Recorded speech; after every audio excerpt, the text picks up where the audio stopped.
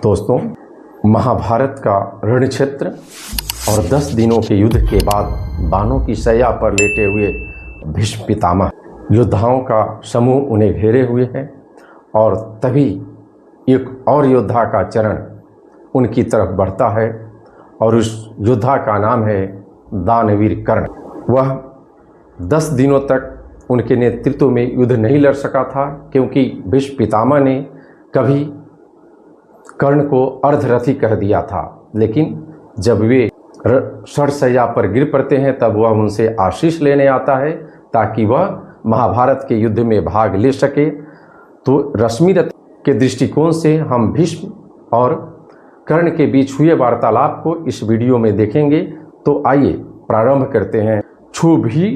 छू भीष्म देव के चरण युगल, बोला वाणी राधे सरल, हे तात आपका प्रोत्साहन पा सका नहीं जो लांछित जन, यह वही सामने आया है उपहार अश्रु का लाया है।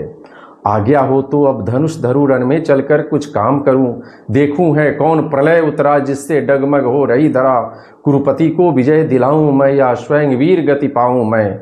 अनुचर के दोष क्षमा करिए, मस्तक पर वरद पानी धरिए, आखिरी मिलन की बेला है मन लगता बड़ा अकेला है। मद मोह त्यागने आया हूँ, पद धूलि मांगने आया हूँ। भीष्म ने खोल निज सजल नयन, देखे कर्ण के आद्रलोचन, बड़ खींच पास में ला करके छाती से उसे लगा करके बोले, क्या तत्व विशेष बचा बेटा, आंसू ही शेष बचा। मैं रहा रोकता ही क्षण क्षण पर, हाय हठी या दुर्योधन, अंकुश विवेक का सह न सका, मेरे कहने में रह न सका। क्रोधांध भ्रांत मद में विभोर, ले ही आया संग्राम घोर। अब कहो आज क्या होता है, किसका समाज यह रोता है, किसका गौरव किसका श्रृंगार, जल रहा पंक्ति के आर पार। किसका वनभाग गुजरता है, यह कौन मारता मरता है, फूटता द्रोह दौ का पावक, हो जाता सकल समाज नरक। सबका वैभव सबका सुहाग, जाति डकार यह कुटिल आग। जब बंधु विरोधी होते हैं, सारे कुलवासी रोते हैं। जब कर्ण उनसे युद्ध में जाने की आज्ञा मांगता है तब भीष्म पितामह कर्ण से कहते हैं कि हे कर्ण, दुर्योधन ने कभी मेरी बात नहीं मानी और यदि तुम्हारा उस पर बस चले तो जाकर उसे समझाओ कि यह युद्ध क्या करा रहा है। इसमें सभी अपने, चाहे इस पार के हो या उस पार के हो, अपने ही मर रहे हैं, अपनों को ही लोग मार रहे हैं और सभी लोग व्याकुल हैं। फिर आगे वे कर्ण को कहते हैं, इसलिए पुत्र अब भी रुककर मन में सोचो, यह महासमर किस ओर तुम्हें ले जाएगा, फल अलभ कौन दे पाएगा। मानवता ही मिट जाएगी, फिर विजय सिद्धि क्या लाएगी। ओ मेरे प्रतिद्वंदी मानी, निश्चल पवित्र गुणमय ज्ञानी, मेरे मुख से सुन पुरुष वचन, तुम वृथा मलिन करते थे मन, मैं नहीं निरा अवशंसी था, मन ही मन बड़ा प्रशंसी था। सो भी इसलिए कि दुर्योधन पा सदा तुम्हीं से आश्वासन, मुझको न मान कर चलता था, पग पग पर रूठ मचलता था। अन्यथा पुत्र तुमसे बढ़कर मैं किसे मानता, वीर प्रवर पार्थोपम रथी धनुर्धारी, केशव समान रण बट भारी। धर्मज्ञ धीर पावन चरित, दीनों दलितों के विहित मित्र, अर्जुन को मिले कृष्ण जैसे, तुम मिले कौरवों को वैसे। फिर आगे भी कर्ण को कहते हैं कि हे कर्ण, दुर्योधन तो सिर्फ तुम्हारी ही बात मानता था, तुम्ही को मान कर चलता था और तुम मुझे अपना प्रतिद्वंदी नहीं मानो, न मैं तुम्हें प्रतिद्वंदी मानता था। तुम तो कौरवों को ठीक वैसे ही मिले हो जैसे भगवान कृष्ण पांडवों को मिले। इसलिए तुम्हें विचार करना है कि जब मानवता ही मिट जाएगी तो फिर विजय का क्या करेंगे हम। फिर आगे देखिए क्या होता है। पर हाय वीरता का संबल रह जाएगा धनु ही केवल, या शांति हेतु शीतल शुचि श्रम भी कभी करेंगे वीर परम। ज्वाला भी कभी बुझाएंगे या लड़कर ही मर जाएंगे, चल सके सुयोधन पर यदि वश।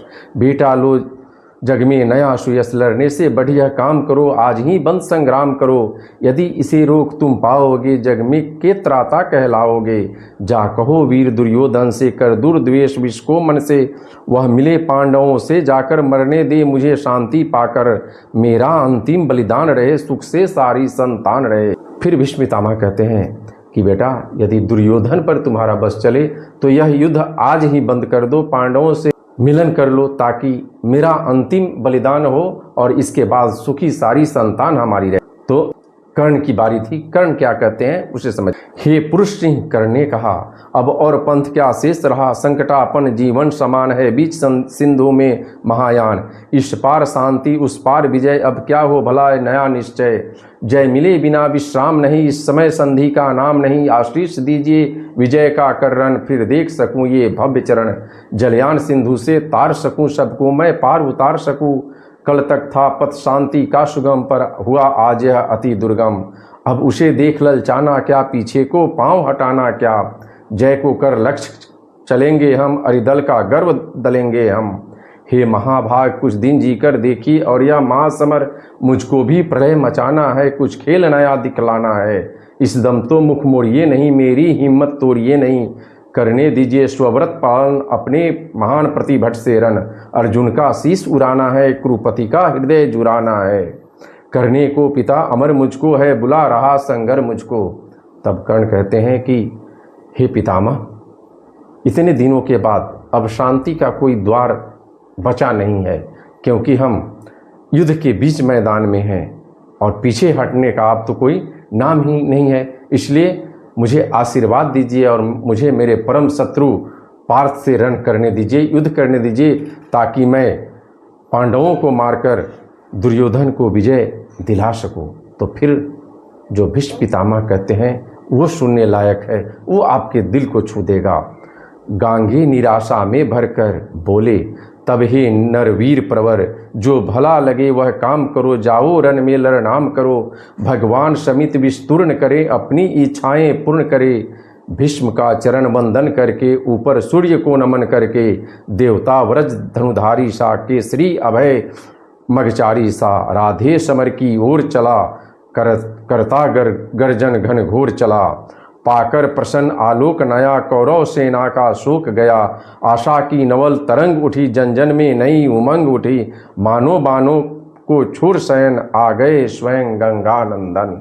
दोस्तों, इस वीडियो में इतना ही, फिर मुलाकात होगी इसके दूसरे भाग में जब है। और यह वीडियो आपको अच्छा लगे तो लाइक कीजिए, सब्सक्राइब कीजिए, शेयर कीजिए, और तब तक के लिए बहुत बहुत